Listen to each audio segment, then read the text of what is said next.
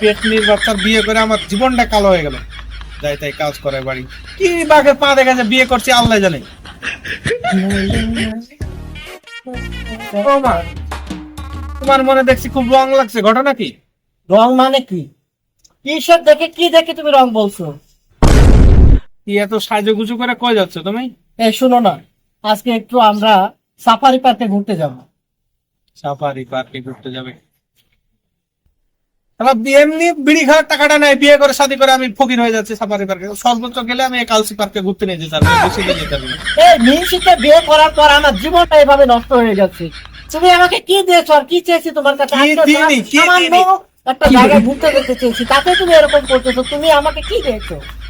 তোমার জন্য তো আমি সব ছাড়ে দিলাম, বাড়ি ঘর সব, বাপ মাকে ছুঁয়ে চলে এসে তোমার সাথে এসে আমি সংসার করছি। এর জন্যই তো আমার আজকে পুরো কপাল।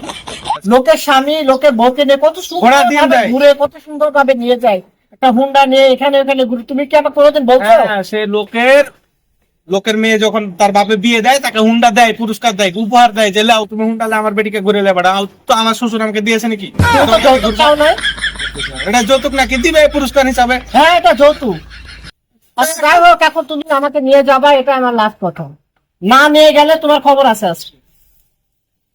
তুমি যে আমার বউ, তোমার তো দুঃখটা বুঝতে হবে। আমি একটা ছিঁড়া আন্ডারওয়্যার পরে 1 বছর ধরে ঘুরে বেড়াচ্ছি, আমি আন্ডারওয়্যারই কিনতে পারি না, তোমার হলে আমি ঘুরতে যাবো না। আমি কোনো কিছু শুনতে চাই না, হয় নিয়ে যাবা আর না হলে আজকে থেকে তুমি আলাদা।